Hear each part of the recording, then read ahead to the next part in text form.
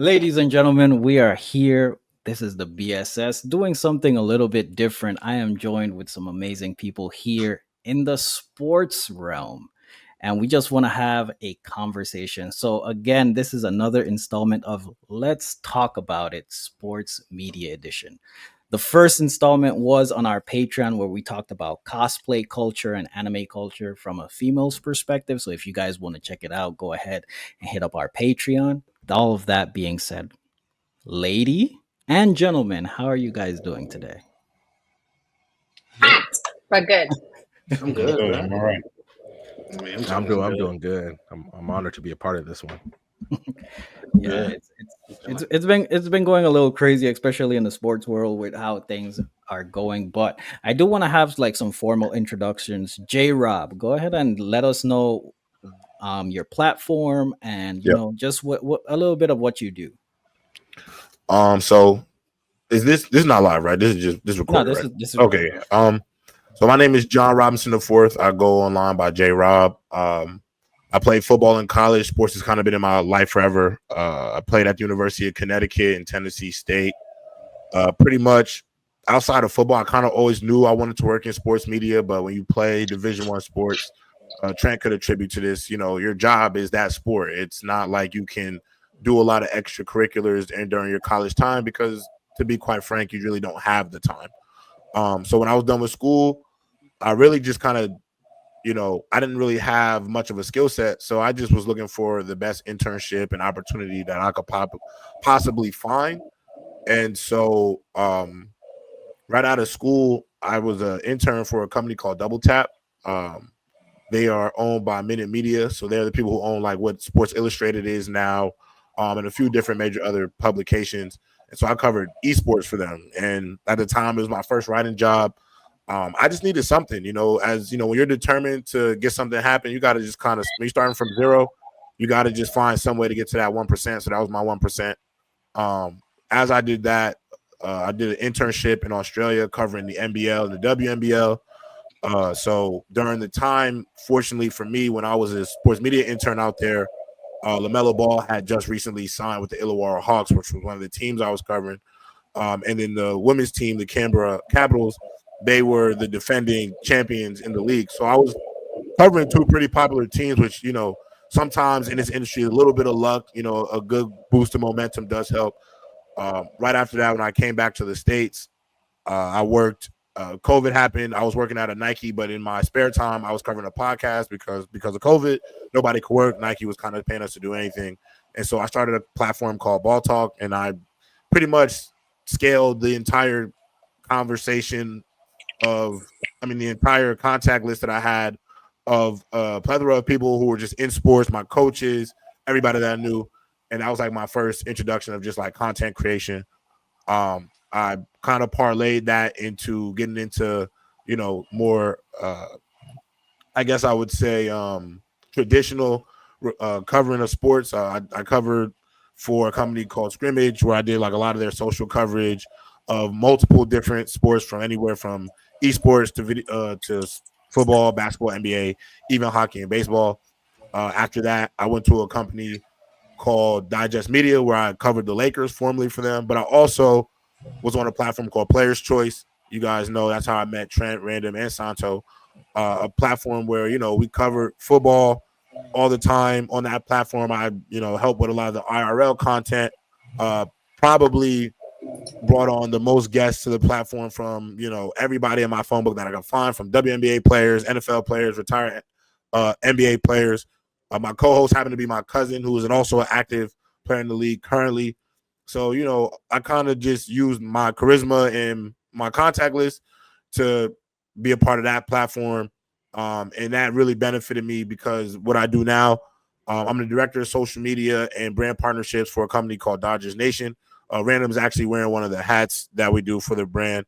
We are the number one coverage of the Dodgers in the country outside of the actual Dodgers platform themselves. We probably do about 30 to 50 million impressions a year, especially coming off that World Series win.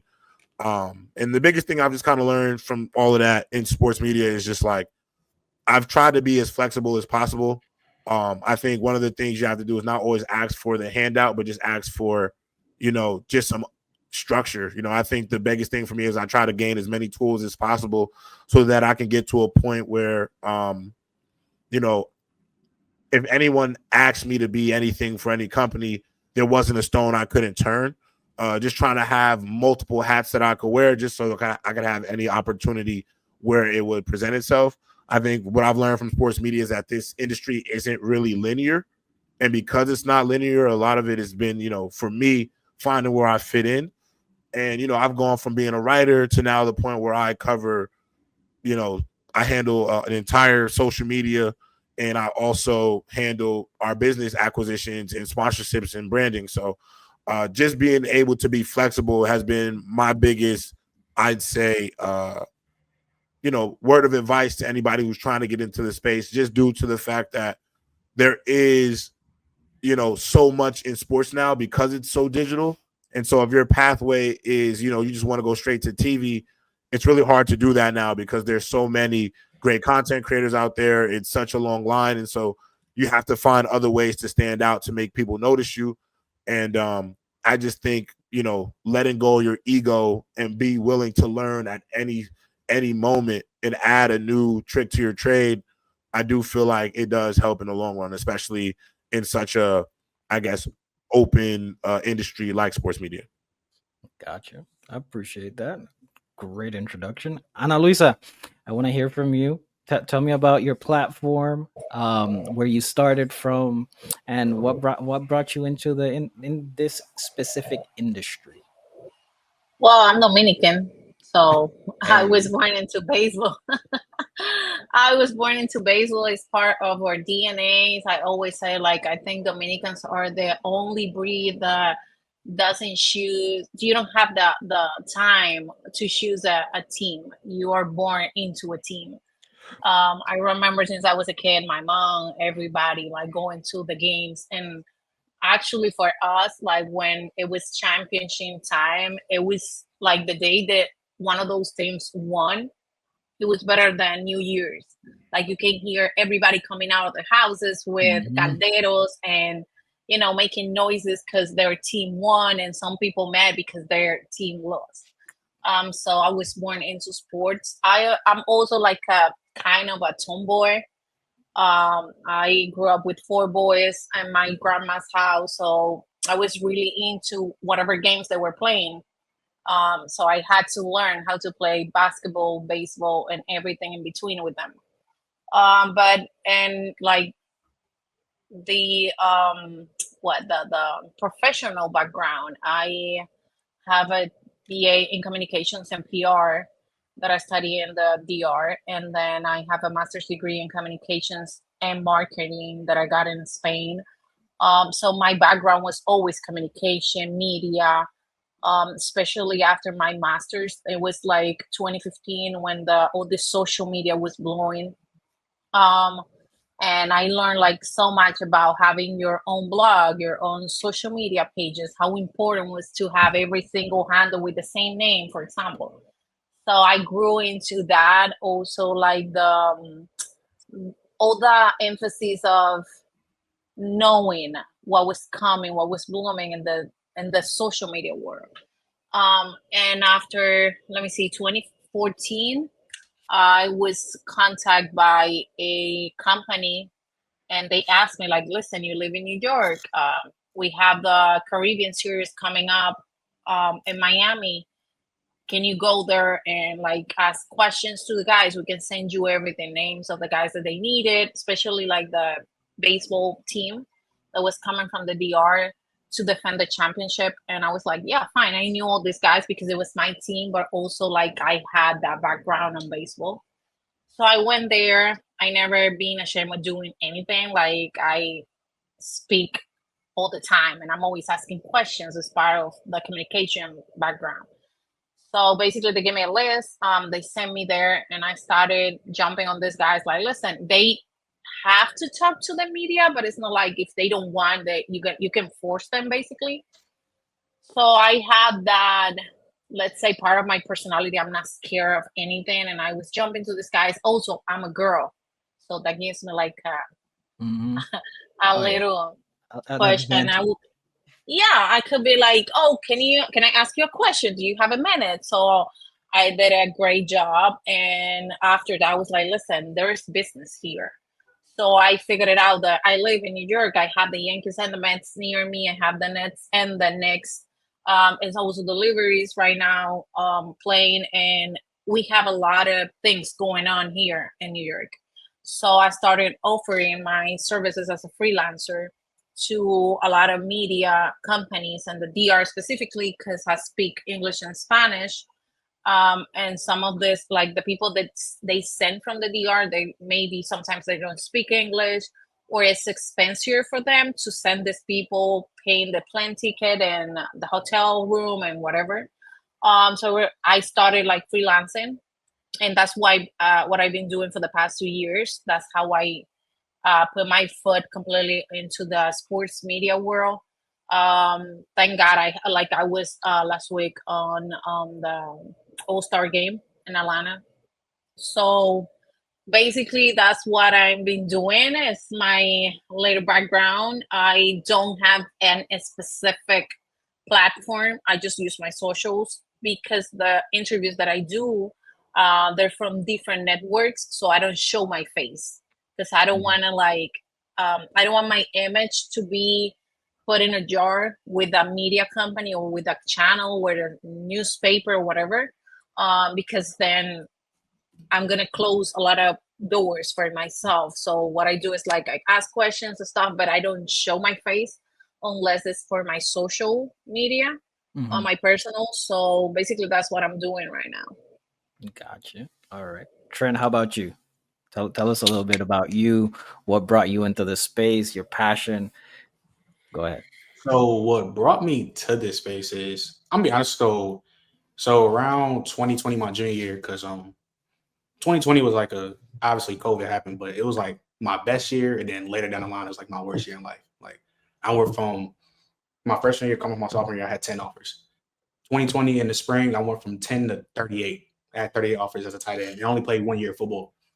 And then coming into my junior year, I had a crazy hand injury. I don't know, like you see my left hand how it's flexible. You look at this shit, like my shit is fried. I had to get emergency surgery. Basically, in a nutshell, kind of fried my whole recruitment, lost all my offers, and I only had one offer left, and I went to Houston. But during the midst of that time, while I was injured and just chilling and shit, I had saw Player's Choice, and me and my brother, if you see my brother Trey, we look just alike. He'd be on my pod all the time. We've been arguing about college football since I was like 5 years old. So me seeing them talking about football, I was like, I want to do something like that because it was always me doing like what I'm doing now, my podcast. It's always like a plan B, but in a nutshell, I wanted to keep playing. So around my freshman, around my freshman year here at University of Houston, what's his name? When I first met J. Rob and all the crew at Players Choice, I was already on the pod just talking football. Later down the line, I knew I can't play tight end like this because I'm basically playing handicap. And if you know play a tight end position, you got to block. And my hand is still messed up. So I just called it quits. Said I'm not going to do that. And I already knew what I wanted to do. So me heading into the podcast lane, I was doing the Players Choice stuff again with J. Rob and all that. But I knew that since me being a coach's kid, because also my dad coaches in the NFL right now, and I knowing a lot of top stars, and I know I can bring myself to my own platform. So I basically just made my own platform. It's called Flag on the Play, and I started this. So it'll be in a month. It'll be 2 years in the making. So that's really like it wasn't like a thing I wanted to do, but it was always a plan B. So I just started it, and now we're just being successful at the end of the day. I'm not gonna lie. That's really all I got. Gotcha, gotcha.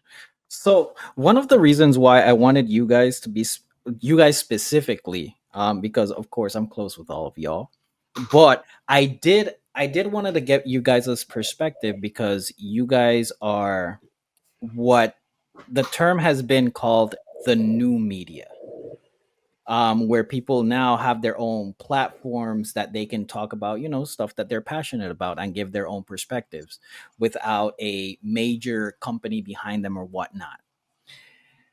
With that being said, what do you guys feel about the current state of sports casting as a whole? Do you think that things have gotten a little bit tumultuous on that end, or do you just see like this is now the evolution of what sports casting is? Go ahead, Random. Um, I I think it's like a the for lack of a better term, I think this is like a rebellion of what traditional sports media has become, because it's for a long time. And obviously J Rob and Ana Luisa, Trent, y'all can talk about it more. It's like they were forced to change with the advent of social media. There's only a few guys who just kind of do the same thing, and people have rebelled.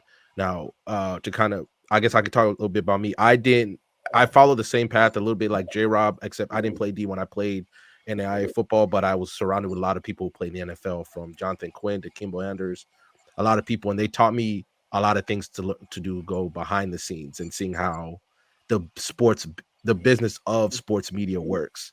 So that's what I'm looking at. That's what I pay attention to. J Rob, we've had the conversation. Trent, we've had the conversation where I focus a lot more on that side of the game more than what's on the field.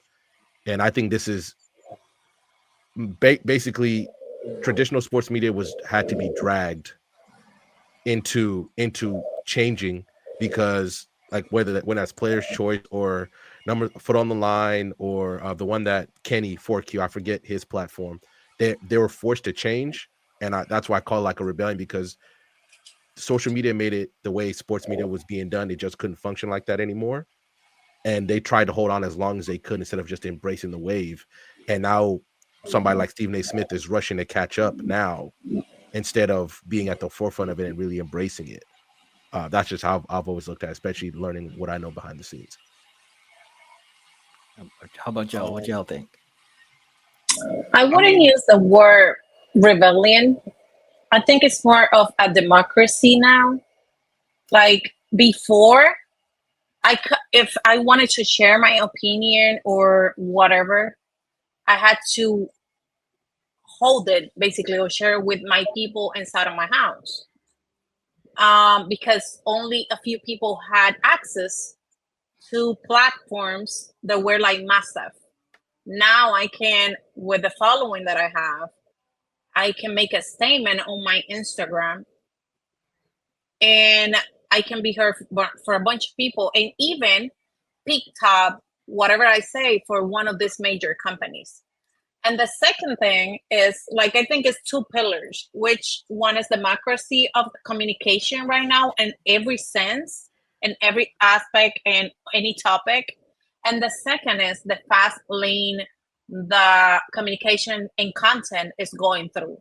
Like it's not the same that I don't have to wait now for you to finish the game. I go to Twitter and I see every single guy that I hit a home run right now. Like if the game is in the third inning, I already see the best plays, everything. I can start consuming whatever is going on. Also, if I don't want to go to Fox or whatever, like ESPN, I can go to my friends that is watching the game and she is either on live stream or she's uploading stories. You know what I mean? So it's those two things I think that they mix together and they force these big companies, media companies, to rely on things that are like faster and easier to consume. And that's where we come in, like in my case specifically. They needed a person here that can, I don't know who, Ronald Acuna. He wasn't playing because he was in the injured list, but he started playing the other day. Oh, he's gonna come back and his first game is in New York, but they knew that the day before or the same day because the lineup was posted, right? So they need to have a person near the Mets, near the Yankees, to get that information, or they're gonna be behind. So I think those two factors made again this big companies and the media sports world to flexible, like made this more flexible and accessible for everybody to do this. You go ahead, Gerald. Yeah, I agree. I definitely I don't feel like it's a rebellion. I think it's more this is what evolution looks like. Yeah. I think when you think about it, to Ana Luisa's point, if you wanted to be on a big platform, if your goal was to get to an ESPN, FS1, especially back in the day, You really probably had to start out in a newsroom, had to be a writer. Somebody had to like you. That road to television is probably tumultuous, especially too if you have like we're in a space now where like the big platforms. Every former and retired professional athlete now wants to be on television. So for those people who are independently working in sports media, your odds of getting on are a little bit are harder now, just due to the fact that a big platform is going to say, well, this person has legitimate firsthand experience of this league that they cover. They already have their own platform. They come with their own fan base, and for their bottom dollar, it makes sense. However, because of social media, because everybody can independently have their own platform, it still creates competition for these major publications like the ESPNs and the FS1. The reason why FS1 is firing Joy Taylor and got rid of Emmanuel Acho and this, that, and the third is because they're pouring TV dollars into a program, and there's other platforms out there that do not have that level of financial backing and are just firing up the YouTube channel and the Twitch, and they're outdoing them in numbers, doing the same type of coverage, covering sports. And so for I think anybody who wants to get into sports media, I think this is one of the best opportunities to do it, due to the fact that you can get your own laptop and webcam and microphone, and you can spill your guts out about whatever you want when it comes to what you want to cover. Now, do I think, if you want to be taken seriously in the space, I do think there is a way of going about it. Because I do think in some rounds people want to see, like, if your goal is to go from being independent to getting on a big platform, they're going to want to see other things out of you, what other skills you have and possess, because why can't they just go get some former all pro at whatever sport to just come fill the role? But I think due to the fact that you have this thing we call social media, there's so much opportunity for you to succeed if you utilize your resources and your platform right. So I don't really think it's a rebellion. I almost would say it was a wake-up call for big media that, like, why do you think Pat McAfee is on ESPN right now? They took him off the internet to bring him to that platform, and he's still doing phenomenal TV views. And this is my last piece to all of this. More than anything, a lot of these big programs, ESPN, FS1, they banking on their digital numbers. They're banking on their YouTube channels. They're banking on their Twitter accounts. They're banking on all their social media to pop outside of just having TV, because the reality is, how many of us are waking up and popping our TVs on to watch sports? Most other things you're watching, clips, let's be real, where are we getting it from? X, YouTube, Instagram. We're not getting it from our TV. Even if you want to find a person, you don't go to Google anymore. You go to Instagram, because that's the realest that you're going to find it. But also, to add to that, you see people like Michael Jordan coming back. Like, I thought Jordan will be like retired, enjoying his piña colada in Punta Cana, and they announced that he's coming back. Like, these media companies have to double down on what they're doing and create more interesting point. Like, one of the conversations I had with one baseball player that he was really big in the DR. He was like, I always wonder why we have in all these programs people who never played talking about the game. They had never put the hand on a bat or whatever. And it's true. And now they know that. Like, now you have Fox with A-Rod, Jeter, and David Ortiz. Because that's like, they have to stop using anchors or regular people. Now they have to bring back these big figures, because what is interested for us anymore? Like, it's not what they showing. You know what I mean? Yeah. Like, they have to use these people. And they're desperate for views too. Like, the viewership is important. So, for these sporting I'm ready events to watch Michael Jordan. Like, I'm so ready Tom to Brady, see whatever he's going to say. Commentate for the NFL, not real, for real. Wait, random, before you go random, I'm really interested in hearing what Trent has to say. I mean, so, like, can you repeat your question again, just because I'm not sure? My question is, wait, hold on. I actually got it right here, because I know that something like this was going to happen. Okay, so do you think that the traditional just to sum it up, the traditional sports media, Mhm. like right now, is it because of the how do I say it? People are unsatisfied with the way media has been covered, or is it because it's evolving? That's why we have the rise of the new media, as it's been coined. I think it's just evolving, to be honest. I mean, it's just, bro. I like what J. Rock said. Like, people, like, you got ex NFL players getting doing pods now. I think it's just evolving because back, like, in when I was a kid, like in the early 2010s, early first takes, like, you see a player come on, that's a huge surprise. Like when Richard, like the whole Richard Sherman Skip Bayless beef, like, bro, that was like a once in a lifetime thing you will ever see in life, damn near. But now that's really, now it's on the regular because Richard Sherman got his own pod. He bringing other people. I like the way it's going now because you're seeing more players who play the game talking about the sport. I don't. My main problem with the whole thing is just like, because people say I do it on my channel, but like, like the up and coming content creators now, like include myself, like the whole like rage baiting thing, it gets out of hand sometimes. Like you want to become credible, but when you rage baiting too much for a platform, nobody's gonna take you serious. Like, and I think that's the main. I think that's like the huge problem in the sports media, like just in general. Like that's the biggest issue. Like, Yeah. that's If the issue. if I could clarify, I what I meant by rebellion was to bring up what Trent said, talking about the first takes and all that. Mhm. Was at one point when first take was basically dictating how people were speaking about athletes. How Mhm. many times we go back and look at how Skip Bayless was really talking about LeBron James, and that was really setting how the general public, especially somebody like me at that point who was only watching basketball for the playoffs or the finals or something like that. The reason why I think that when I say rebellion, it's like you can't let a Skip Bayless keep you can't let it Skip Bayless keep setting the zeitgeist because that's harming. That's harming how people are looking at a certain player, no matter if it's good or bad.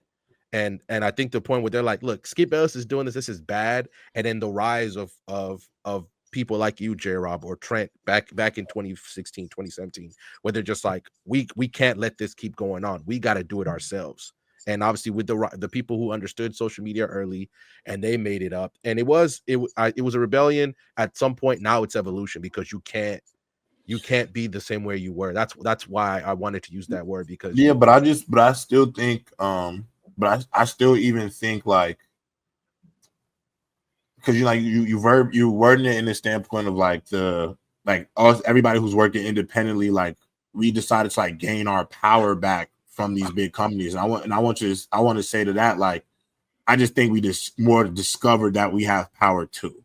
You Mhm. know, it wasn't really so much the standpoint of like, when I got into this, like my only motivation was just trying to elevate myself. I didn't even think about like I could do what Skip and Shannon are doing on TV, or like, you know, since they said Skip said this about LeBron, I could finally like shut him up and go on my platform. It was just like I was just trying to platform myself, you know, like, and so I just think over time the evolution in people started to realize, damn, there's just more screens to watch now. You're not limited to one option anymore. I mean, I think one of the best products right now is Jeff Teague's podcast. And 520. I think nobody would have known that Jeff Teague was this great of a storyteller, or B Hen was that much of a comedic relief, if they didn't if they didn't platform themselves. And obviously, when you're big like that, you get sponsors. But think about it now. Like, I'll even speak for, Dodgers Nation, the platform I work for. Like,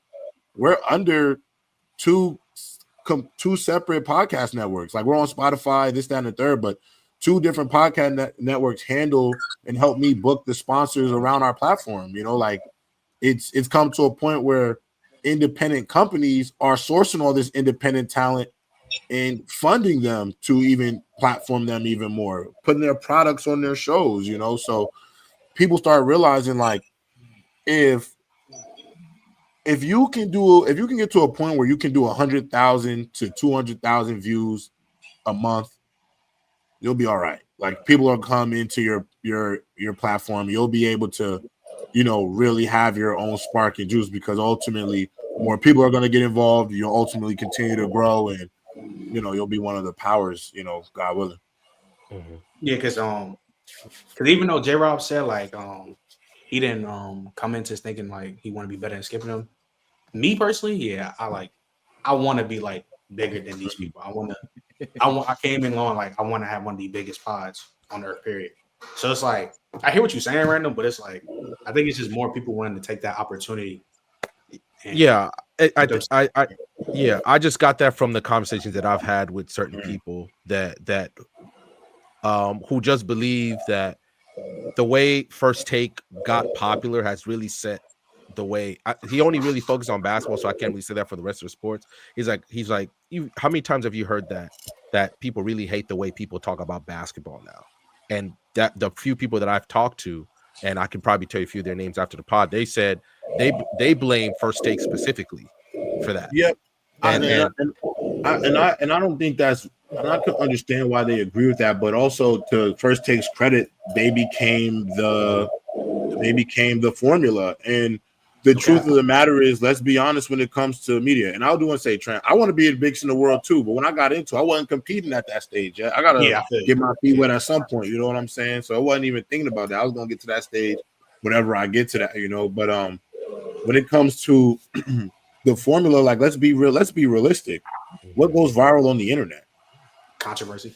A little bit of controversy, people Charade giving their hitting. opinions, and some of your opinions don't have to always come off as personal, but they can. But contrarian ideas, unfortunately, negativity thrives on the internet, which I think sucks. But we do know that exists. Um, but I feel like it would be almost hypocritical of even myself to say I hate the way we cover sports today because at the end of the day, I do probably have a hot take about something. And I'm not saying that hot take because I'm trying to just get clicks. I really feel that way. I do think some of these people go off the edge, do it for entertainment value. But I do think sometimes having contrarian ideas is always going to spark conversation in sports. And even for those people who say they hate how it's covered, the fact of the matter is we're all giving our opinion. So there's Mhm. no way that everybody in the same room is going to agree on the same thing when it comes to sports. So there is going to be a bit of dialogue between ideology surrounding whatever sports topic you're discussing. Yeah, and to random statement, I think a lot of that is solely from the aspect of the NBA coverage, because we don't have these types of conversations regarding, or at least from my perspective, we don't have these conversations regarding football coverage, college football coverage, baseball coverage. Yeah, I We kind of agree really with don't see it to I that think we do that with negative extent. quarterbacks. I think we do I that with think it's quarterbacks now. also the entity because yeah. when it comes to the MLB, they have all these rules. They have all these things that you can do or not do, or you like they can simply ban you from getting into the field, for example. So Yeah. you have to be mindful and careful in how you share whatever opinion you have, even though the base of the communication is that you're entitled to have an opinion and not always have to be positive. But I think the NBA is more flexible in that sense, and that's why we see the difference. Because, for example, Yeah. let's put in an example that is like that everybody can understand. Um, if a baseball player is even like the wife say that he hit her, he's already banned. Like he's gonna sit in a bench until they do their investigation or whatever. Yes. And Yeah. you see the NBA, this guy is hooping even when somebody say they rape him. They rape them. So it's different. Like the rules are more flexible in the NFL and NBA the what you have in MLB. But yeah, Well, I you think have the some NFL people is that kind are of the same way too, though. I would argue because anytime anybody in the NFL gets accused of anything, you never see them on the field until it's resolved. To be honest, exactly. So MLB is also like that. yeah. NBA is a little, I will say, way more flexible. They wait like they're gonna wait until they have like a certain like a defined situation before they remove somebody from the court. But in the MLB and NFL, it's like no, you're gonna be sitting until we figure this out. So that's it's like it triggers whatever you do. Also, like if you're around, especially because we are not a either a media that's giving them money, or Yeah. we're just like covering these games, like we are not a factor there. Yep. Gotcha. I agree. So I did want to I want to piggyback off of something that Trent actually said. He said that the rage baiting kind of prevents you from being credible in the space that you guys are at. So my question, my follow up question to that is, how can a, be it a YouTube podcast or an influencer or a blogger like you guys are here, become credible in the space without going the traditional route? Like, what makes somebody watch your podcast or your social media and say this person is credible? I mean, Kenny Farrell is a great example of I that. don't want to, because I mean, there's no gatekeeper that says like, oh, you're credible, you're not credible. I mean, Yeah. I think as people in the space, I think we could all kind of differentiate, like, you know, I don't even know Social how to media give. is so transparent, Yeah, like yeah, yeah. so crystal clear, that I think it's you're gonna have a group of people that is gonna identify with you in the way that you do the stuff. Like, for example, in my case, I'm a girl, and I have this big wall that I have to learn. Like, I have to earn how guys respect me and what I'm doing, knowing that I know what I'm talking about. But also, I have to like girls, or like girls like me, so, like, I'm gonna find a group of girls that are like, oh, she explained this easy, I can learn from her, and then I can share with my husband when he's watching the game, for example. But also, I have a bunch of people that are like, what she's talking about, she's a girl, she doesn't know. So I think it's like, you first have to find your group, the people that likes what you do. And when it comes to credibility, I think it's more than, I think people already, and it's the fact why social media is so popular, is because you can smell when a person is being posed, Yeah. and when a person Mhm. is lying, and when a person, like, for example, in my case, I know for a fact that you can see this guy's numbers and everything online. I can go to MLB statistics and you can see everything. I'm not gonna ask them if I have a minute with them. I'm not gonna ask them something that you already can find either watching the game or online. I'm gonna try to another route. Like, for example, you were injured. How you feeling? Let's talk about this because nobody else is touching this topic. You see, that's the route that I've been trying to go. Like, I try to ask questions that I want to know. So I have a group of people that likes my content because I feel they feel identified with my questions, but also they know I'm not a huge sport data analyst. I'm just a girl that likes sports, and I'm there because I have the opportunity to be there, and I'm like I don't know, like a tunnel for them.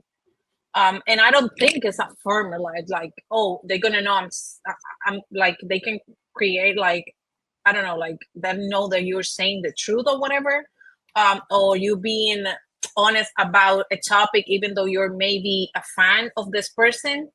It's just like social media is crystal clear. You can Yeah. see all these cases of people. They're like, oh, we knew something was up with this person, Yeah. like after a scandal, or they confirm Yeah. the suspicious because this person showed the real self. Yeah. Because Sancho, the idea of like credible is like credible to who? ESPN, the big Exactly. publications, like because credible is like if we determine that they decide if you're credible or not. You get what I'm saying? Because the reality is, and Luisa, you notice, you don't have to be for a major publication to get a credential at a baseball. If you work in sports, like most, like for example, if you cover the Texans, you don't have to have a Sports Illustrated or FS1 or ESPN. If you work at the newspaper, the Houston Chronicle newspaper, you will get a pass to be on the field and talk to these players, and then you write articles and stories. And so, how can we say you're not credible because you don't? So it's I'm with Annalise. Like it's really more transparent than anything. There's no real anybody can't just determine if you're credible or not. Now you can go up there and lie, but obviously the people will know you're lying. You know what I'm saying? Like Yeah, it'll be I obvious. think it's harder for these big names because people know they have to do or Yeah. say stuff because they have these big sponsors Mhm. and they work for this. For example, again, J Road, sorry, A Road, or David Ortiz. He's a Hall of Famer. Like, this guy has more to lose than to win with a simple. Like, if he shares something that people sit back sits back with people, like they feel wrong about it, he have more to lose. So I think with us, we have that little like flexibility and be more harsh. Let's say like that. Like say like that. Mhm. With our own opinions. But again, like I don't think is a way to manage that. Yeah. Yeah, I agree. yes. And to answer your question, it's not like a. It depends because you're gonna find even with the people that's rage baiting, you're gonna find people are gonna find what people say sometimes because the way how people say it, how people can be entertaining with it. So it's like people can find like the rage bait entertaining. It's just like I said when I said it, it's just when it gets too much and you can tell like he's just saying it to say it. It's just it gets me annoyed. Like that's what I'm saying. So it's like it's not like a way for you can become credible because if you can get thousands of views and off the rage bait, I mean shit. I've seen people do it. I see people do it right now. So it's like they're just gonna keep doing it and they gain the fan base. So it's like but it's just still annoying. It's just to see that in the sports world because it's like, bro, you're literally lying. Like you lying about the shit you saying, but it's But still there's always games. going to be an audience for that negativity, unfortunately. You know what I'm saying? It is what it is. Rage bait is like a snowball. At the end of the Yeah. day, it's like a snowball. You're gonna say something so small, and you're gonna feel the rush of all the likes and comments, and then it's gonna be you have to say something bigger and bigger Yes. and Mhm. bolder. And then when you have that flashback from all these people, like, no, you're just a hater because you're saying LeBron is not better Right. than Michael Jordan, for Right. example. Oh, you're just a hater. You hate LeBron because why you showcasing the Bronny is not playing and Yeah, you don't exactly. share that he scored at 35 points, even though the news is Bronny right now, and now the 35 points that he's been doing for the past 20 years. You know what I mean? Yeah. Like people is gonna say, and it's like, no, this guy is just a hater. He hates Yeah. LeBron, and when that happens, like, bro, coming out of that is almost impossible. Yeah. And I could give Because another again, they example can that, smell you. yeah, no, I agree. You could give another example of that woman on Fox Radio who said Lamar Jackson, she needs her quarterbacks to be quarterbacky. Oh You haven't yeah. really heard That much was any other commentary from her since that's been platformed. Like that was her shining moment. And like the snowball, you're not going like what you can't match that. You know what I'm saying? Because let's be real, that comment blurred some racial lines to some people. hmm It already annoyed a lot of people because he was coming off a year we won an MVP, so it didn't make sense. So obviously now the only way for her to go up, she has to say something as ridiculous to ever have that type of moment because she was talked about on every platform. We talked about it. Everybody did. But I don't think she ever gets that moment again unless she says something to that degree. And to be honest, it's like being a one-hit wonder. It's always hard to match that same moment. It's not realistic. That's the downfall of social Yeah. media.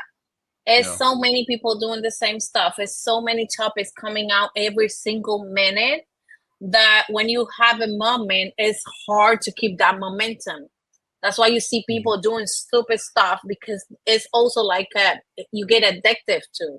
You get all this attention for 1 minute, and then how can I match that? Right. And it gets like a snowball. Yeah, and the reason I asked that specifically, that word credible really stood out to me because I've seen in big media entities like your ESPNs, your sports centers, when somebody on social media gives a take and let's say it goes viral or whatnot, a lot of the responses are, well, why are you listening to this person? Because this person is not credible, which in turns is their defense. Like, you're not really on a big platform. Why should we give you any any any time of the day? Mhm. So that was more my question on the term credible. Not that you have to have a degree, you have to go through Mhm. um the Yeah. standard avenues to get to a large platform. Yeah. It's just the how do you guys feel about a response like that geared towards people that cover sports in the social media aspect, calling you guys not credible because you guys don't have the viewership or the major platforms that these analysts have? Mhm. Oh, then that's through the fan base. That's your Yeah. audience will make you credible. Then you know what I'm Yeah. saying. Like Facts. Facts. Santo, they can't. Like for example, I'll give you Dodgers Nation for example. Like nobody could tell me Dodgers Nation isn't a credible source when it comes to covering the Dodgers and Dodgers baseball because the 400,000 on IG, the almost 200,000 subs on YouTube, the 500,000 on Twitter. That tells you that we credible. You get what I'm saying? Because we have a audience that seeks information from us every single day. So there's people out there who are seeking information from you every day, then you're credible. You know, I would say then that gives you quote unquote credibility. Your audience, I think the audience in social media will always stamp you. Because I'll give you the Nelk Boys. They had this huge platform, Mm-hmm. but they did a certain interview and a fan base that was loyal and almost, you know what I'm saying, religiously loyal to them. Even people who have same ideologies as them all turned their back for one moment. You know, I'm not going to get too much into the details, but just if Mhm. you see the backlash, you would know. Like everybody is calling them sellouts. How could you? It's insane. Yeah. And then because since Zero works for a network, it's kind of different for like his credibility because obviously they're covering like teams and shit like that. My coverability would be my fan base and how I've had players that have came on a pod like Darius Slay, Xavier McKinney, Mike Evans. Like they would people have I've seen people that follow my fan base all the time. Oh, his dad coaches in the league. He's had multiple NFL players on the pod. So I think that's how my like the credibility for my podcast. How people would say that's how they'll give me credibility compared to like other people.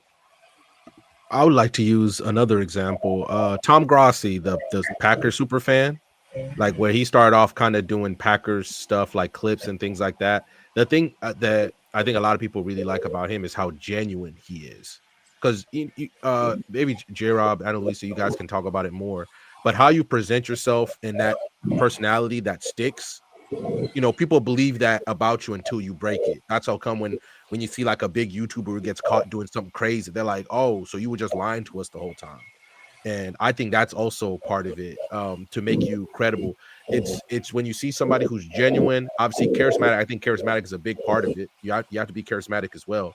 And when you set that up and then you establish, like, the way somebody described it to me is like it's like you're getting a line of credit, and you're paying it off every month. You get a new credit, and you just establish this kind of trust with your audience, where to the point, for instance, the Corey Kenshin scandal thing that happened, and how his fans were prepared to basically go to war for him because of who he's established himself as being. I think that's a really big part of it.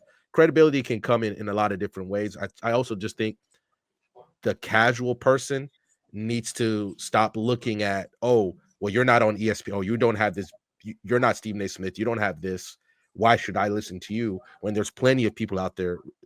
J Rob, you guys can talk about it. There's plenty of people out there putting in the work, giving you great content, giving you things that are researched, or being able to look at the game in a way that you agree with. If you're, and a lot of people just have to understand that it doesn't have to come from a traditional point of view. I Mhm. think there's a lot of really good people out there. And then eventually when you see those guys get acknowledgement, like Tom Grossi, he did a thing where he visited every NFL stadium in the offseason, raising money for, I believe it was St. Jude. And then Rich Eisen said, I want to support this. And then he comes on Rich Eisen's show, and then they have a conversation about what he's doing. Then they have a conversation about the Packers. Now more people are like, okay, this guy really knows what he's talking about.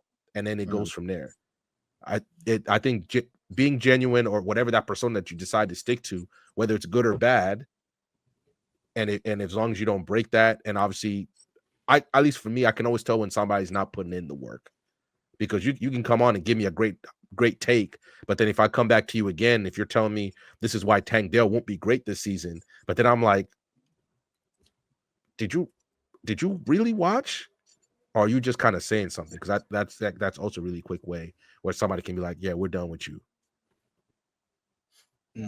Yeah, because I mean, and I'm glad that you guys mentioned about all of that, because me, I'm a member of y'all's audience.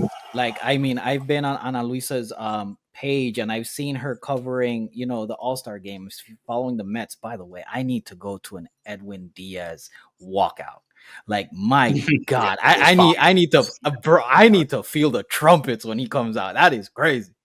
Like, I've been on Discord when Trent's like watching tape, like breaking down Mhm. players.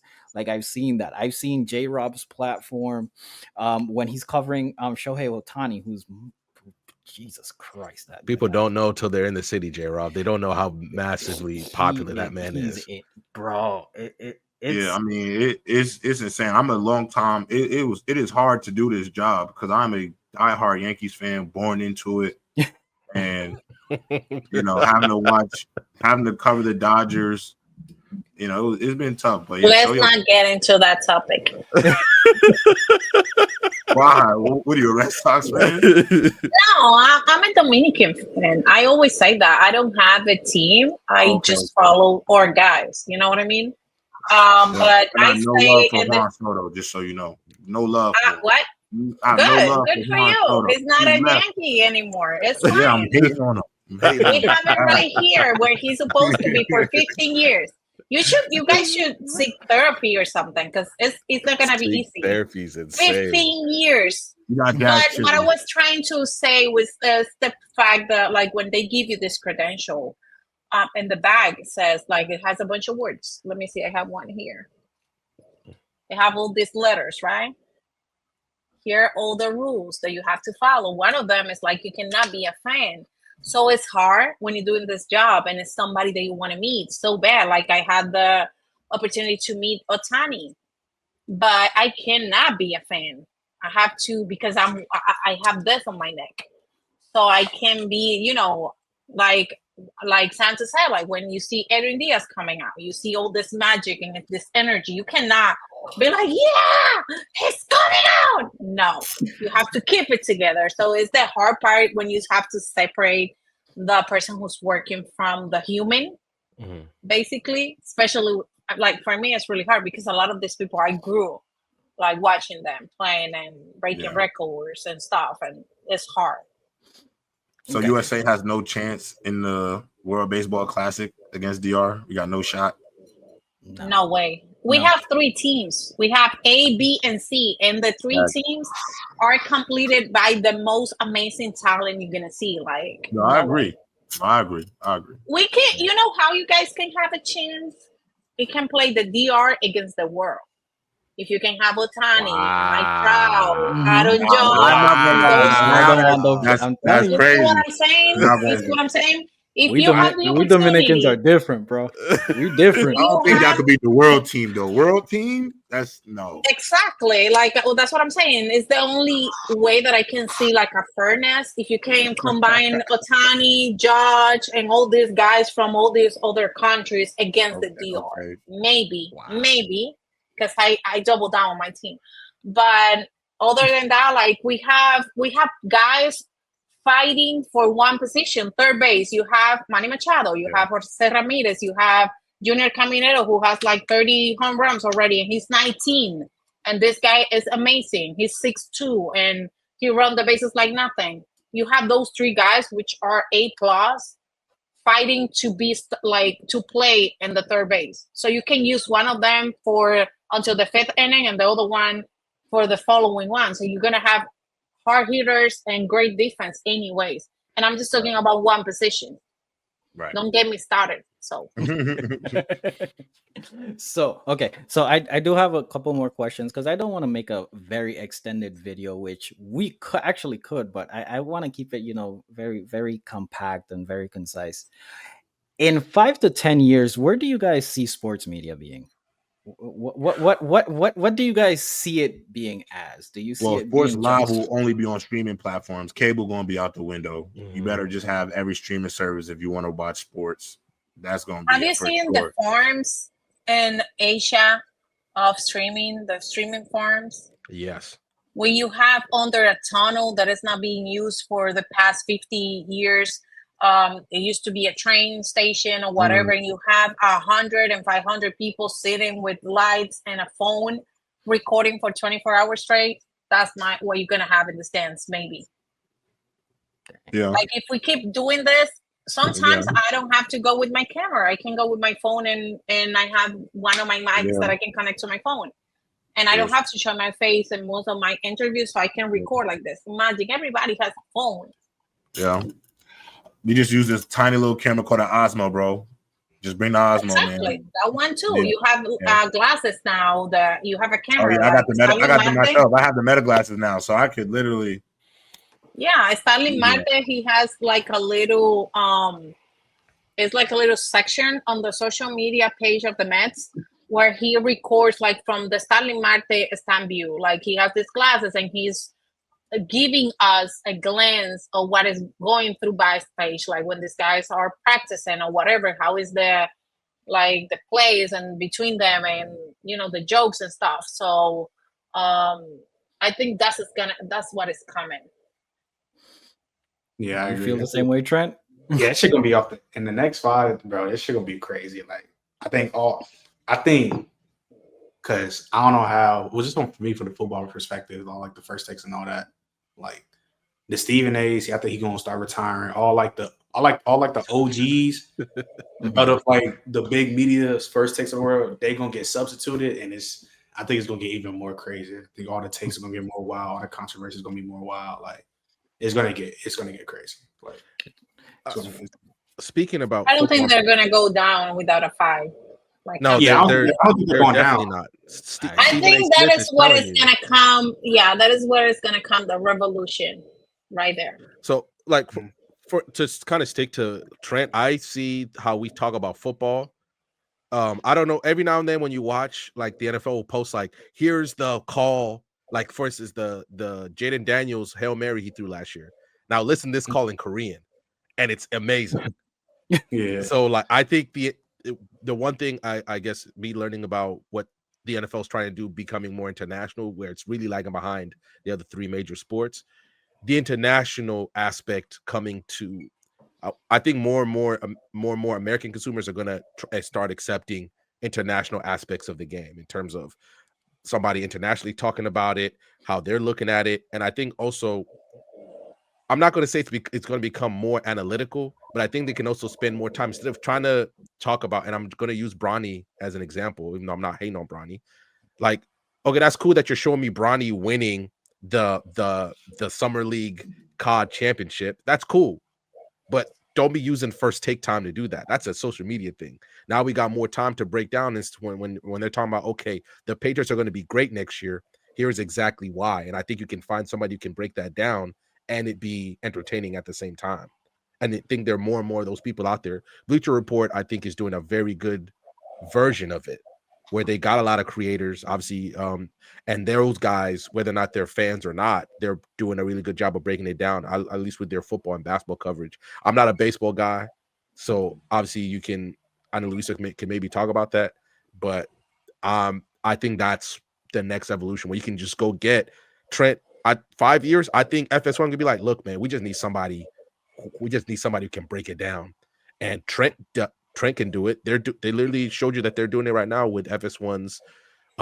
They just partnered with Barstool to do their stuff by canceling their 3 top shows except for First Things First, which, by the way, don't ever change that show. That show's fire. Um, but first things now, they're going to go get Barstool because they finally understood and they saw how much Pat McAfee has done for ESPN, and they're trying to capture that magic with Barstool. But I think more and more you're going to see these traditional people understanding that I can go get Trent, I can go get an Ana Luisa. We don't have to spend the money to have a studio show, really. We don't have to do that, and we can. Trent cares. He's going to put in the work, right? He's gonna give you the topics, and sure, Trent, though, you're gonna have rules like you can't be really dropping bombs on the air, You right? of can't course. crash You out can't like you do. you can't, but they're gonna look because they're gonna look that because I think the best part about First Things First has really captured it.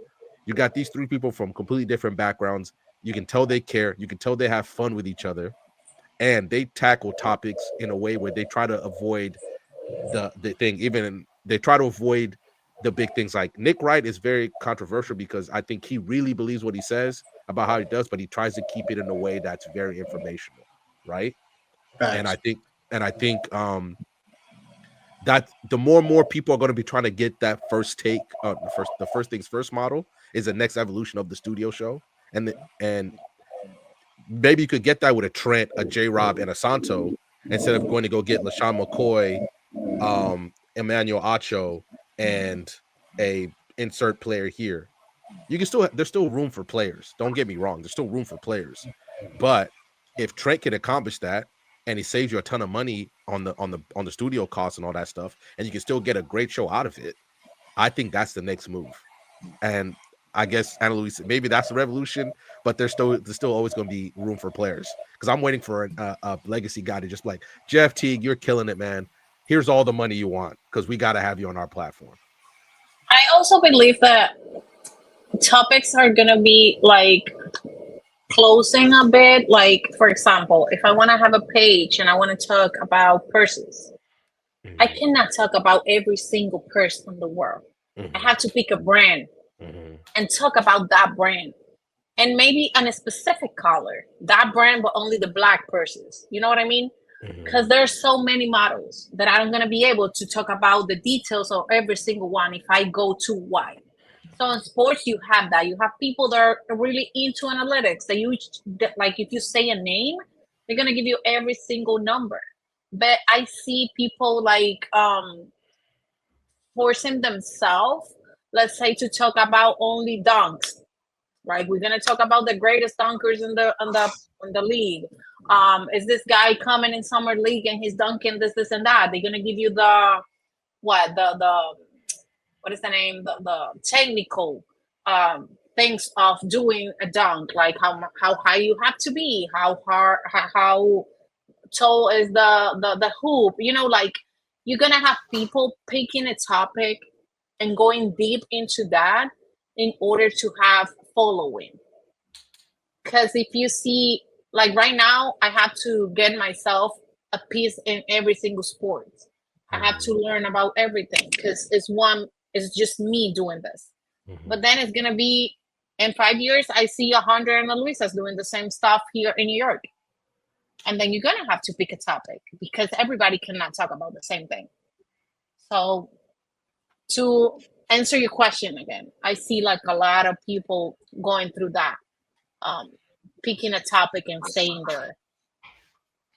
Okay, so I'm gonna actually ask this will be our closing question I have because one question too to ask for all of you too. so you go ahead and Okay, I'll so real quick, I think um Ana Luisa and Trent in particular, obviously Santo, because I think we've had this conversation before, but you've seen the old school guys who've created their own stuff. Obviously, Colin Cowherd with the volume, the fact that he basically left, he moved to Chicago and he's doing the Colin Cowherd show from like his bedroom or whatever, wherever he's doing it at. He's not even in LA anymore. But the Mhm. volume, Bill Simmons with the Ringer. How do you feel about these guys? Dan Levitard with his sports network, these guys who maybe weren't the most out there, right? In terms of them being talking heads every day. They weren't the top guys. Colin Cowherd is maybe the only one you can say that. They've created their own spots where you can go, where I can go watch Waz talk about the NBA, or when Colin Cowherd has John Middlecoff on, or even when they start talking about golf or baseball. How do you guys feel about those sports networks? Especially, like, I can't wait to find out, for instance, Max Kellerman. I cannot wait to see what he does. He's back now. He's doing boxing after Stephen A. basically tried to end his career, by the way, and we don't talk about that enough. But how do you feel about those guys creating their own platforms, and now you're getting a whole bunch of new guys who you probably saw randomly every now and then, but now they have their own. They have the dedicated platform on YouTube, ironically, and they're growing, and they're becoming something that now Colin Cowherd is given. Here's my platform, Jason Timpf. Go ahead and do what you got to do. I've always wanted to ask. I wish J-Rob was here for that, but I can have that conversation with him later. I mean, it's great, bro. Well, Like, my bad. you go ahead. You go ahead. Nah, random. I like it. It's cool. Like, even though like I might disagree with people's opinion, I like multiple people putting their opinions out there and seeing faces new people at the end of the day. So I like it. Like it's a new thing. That's at the end of the day, I love it. And that's the Yeah, case. That's what, and I'll answer as well. I actually I'm agreeing with Trent because I always push entrepreneurship, and also the freedom that you have pretty much being your own boss is is so freeing when you can actually speak like how you want to speak, talk about the topics that you want to talk about. If like how Ana Luisa said, I can pick the topics that I want. I don't have to have someone give me these are the talking points that you have to hit. You have to hit it for this amount of time, and you can't speak about this, that, and the third.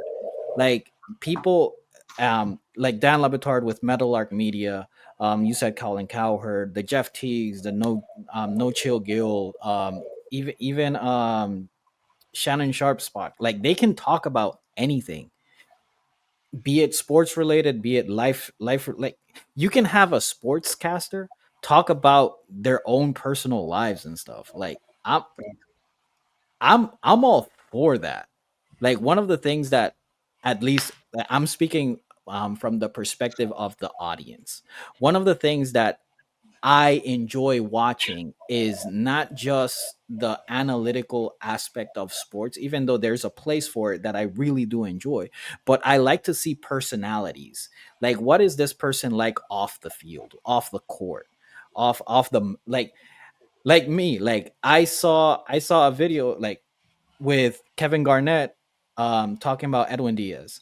And it was the craziest. Like that's when I really started to like follow Edwin Mhm. Diaz, like what he does and whatnot, how he does with kids. He had a kid play the trumpet solo like all of those things. Like that aspect of media is what I like. So people actually taking it upon themselves to making their own platforms. I think that is a great thing to do. Well, on my end, I do believe is the burnout has a lot to do with that. Like when these big names again they get a hook of how much money they can make with these platforms, and sometimes it's not even the money, the likes, the rush of people love me, they comment on my page, I have all these people following me. It's like something addictive. Mhm. But then with that comes the downside, which is the burnout, when you don't have any idea what am I going to talk, and you need a fresh face, a fresh meat, a fresh perspective to join into the conversation. For example, Santo invited me to this today. Like he wants to give like maybe a different aspects of the sports media, because I'm a girl, because or I'm in Dominican, like I'm in baseball. So you're gonna need that when you reach a point. For what is the name of this guy that he is always live streaming, and he's now like in a basement with all these celebrities. I don't know his name. I never remember his name. But he has like all these guys coming to his house now, because Oh, Kai himself, Cenat? like, I think, yeah, that one. It's like Mm. almost impossible to keep that momentum going when you're one person. So I think that's why these big names and these big people, they have already sponsors and they have big platforms and following and everything. They get to a point and they're like, what is next? So I think there is when we as a whole come in, like, oh, this girl, I saw her talking and people like what she said, so let me see what she's talking about. Or what about me inviting Michael Jordan and talk about NFL, because nobody have ever heard this guy talking about NFL, and there's a bunch of fans that want to hear from one of the greatest his perspective. What is the reason LeBron and JJ Redick have a podcast? Because people want to know, like, all this NBA players, what they say, but who, what person is better to get their opinions than one of their peers? So it's like you have to be committed in a point of your success to keep the momentum going. Mhm. That's what I see in it from this collisions. Let's call it like that. Yeah. So my last question that I want to ask before we wrap it up here, Brent, Ana Luisa, and I'll also ask me and Random, because we also have a platform here at the BSS. We talk about anime and stuff primarily, but we are branching out into different avenues. So this question goes out to everybody. What's your actual goal of your platform?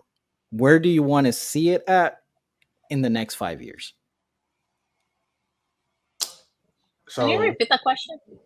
oh, So, what is the goal of your platform, and where do you see it? Where do you want it to be in the next 5 years? Hmm. I don't know if I'm um, gonna be alive tomorrow, but I don't know. This word changed so much, but in my case specifically, I would love to do radio. That's one of the things that I want to accomplish, especially here in the United States, because I did it in the DR. But I would like to follow, like, one of the branch of the communications that I love the most is that and writing. But I actually want to like live from this, not struggle. Like, just have the sponsors coming to me Gotcha. and not me be chasing, or I don't know, like I see also myself working in one of the teams. I really do love sports, especially baseball. And I do see myself like working in a sports or MLB um company. so for me, just had the biggest football pod on YouTube. Period. I think I started pretty good. About to be at 3K, and I started basically a year and a half ago. And multiple info players been on the pod, has been getting hella views. IG, TikTok, everything's growing at the right place. So my simple plan is make this the biggest pod on YouTube. Period. And if it expands to other things, like me, maybe my show moved to like a network, maybe. But as right now, just being the biggest football pod, and it's looking like it's on pace to. I'm not gonna cap. So Let's go. we gotta keep posting, keep being consistent. That's it. I mean, for me, my aspect, you and I have had so many conversations, Santo. I really care about a lot of things that people do not talk about enough. Like Santo at one point, like Trent got the NFL, whatever. Pablo Torre has been on a mission this summer with the NFL collusion stuff that he found, and he spun the. He's like, I'm spinning the block on the NFL. Then I'm gonna go to the NBA and figure out what Malik Beasley's doing. I think from what Pablo found, I think he's cooked. By the way, and then he's like, oh, I got another. I'm gonna come back around and spin another block on the NFL. I love those kind of topics. So I've always wanted to have these kind of conversations surrounding the game of the sports that we love that people don't talk about. The NFL would not. They're talking about expansion. They're talking about this. Their plan for what they want to do internationally is very ambitious and so insane, and they just the way they carry themselves, that they're the only organization in America who can actually do it, or at least they can at least attempt to do it. And those are the conversations I like to have. And Santo, I want to have those conversations with people in the know. Like, for instance, if JC Treader wasn't actually screwing the players out, I'd love to talk to him about how come the NFLPA struggles with how it represents its players versus the league. I want to have those conversations with those type of people. I've never cared about being the best or the biggest. I'm not. I'm obviously I'm not hating on anybody. I just want to be able to, when somebody comes to one of my videos and you've been on my channel, I just want them to leave. I'm like, oh, I didn't know about that. And then after that, they come back. Random dropped another video. Let me learn about this. Let me learn about that, because there's so much stuff to learn, both in sports and outside of sports, that can be great to anybody. Yeah, and for me here at the BSS, like I said, we actually reached 10K. By the way, thank you guys for helping us out get there, Salute. because we can't do this without y'all. But for me, I know for the group, we cover anime and we want to make anime mainstream, and we want to be the the AMPs. We want to be this tight knit group that just brings anime to anybody that wants to follow it or whatnot. For me personally, I like I just like talking to people and having different perspectives on things that I care about. Hence why like doing the let's talk about it segments. with with interesting people that I just want to talk about things that I'm passionate about. And the goal that I have is just build a repertoire with people that's going to help me grow, and hopefully that I can also help other people gain that, you know, gain that perspective that I have. That, just talk to people, just have close conversations about things that you guys like and just keep growing. So, with that being said, I want to thank everybody that joined us today. From J Rob. J Rob had to leave early. Trent, Annalisa, Random. Thank you guys, because sports media is something that we care about a lot. We're very passionate about. I mean, we watch sports, man. Hurry up and makes the Super Bowl a holiday, the World Series, make it a holiday. You know, I'm what, I'm not even gonna talk about college football because Trent might crash out on some of the views that I have. But before before we wrap this up, let us know where we can find you guys. Shout out your platforms, your socials, and whatnot. Annalisa, go ahead. Just let us know where people can find you at if they want to hear more about a Dominican perspective. You're the best. Let's go. Well, my handles are Ana Luisa Arias, like my name right here at Ana Luisa Arias everywhere. I keep it short and simple, so that's my handle. My ID is TR5NTON. My real name, I just got the five in it. Same thing on YouTube, and then my TikTok is flag on the play underscore, and then obviously my podcast is called Flag on the Play. But my handle is my name, Trent, like my tag for my name. Yeah. And for Random, go ahead. Shout out yours, bro. You don't shout out yours enough, bro. So I have my own YouTube channel called Random Guy Speaks. I guess I'll give you guys a little sneak peek. I am been working on a video about how the NFL has tricked its fans into caring about the worst things. And I've been doing a lot of work. I need some quotes. So Santo, I'm gonna be looking at you. I'm obviously Trent and J Rob. Just something I've been noticing. I've been talking to a lot of people, and I was gonna tell you after the pod. But Random Guy Speaks. It's just like my name. I don't because I'm a graphic designer in my actual life, so I don't have a lot of social media. I stay away from it if it's not in a work capacity. But you can find me on Instagram, obviously. B.S.S. also, because that's where if I'm not posting on my own stuff, I'm posting on my on B.S.S. I've been lucky enough to get a few things that have gone, I'm not going to say viral, but have gotten some traction to the point I got some people asking for me to come back, and just I'm a I'm a I like to focus on one thing. So I've been focused on B.S.S. a lot and neglecting my own personal stuff, but it's time to come back, especially with some of the plans that I have for the future of my channel. So then they look out. Random Guy Speaks, man. I got And I I've been have a working a lot question. on this. Yeah. Yeah. Did I get something like a prize or something because I stayed until the end? That's a Santo question. That's not a V question. With that being said, I should get everybody, something. much love and stay I blessed. won.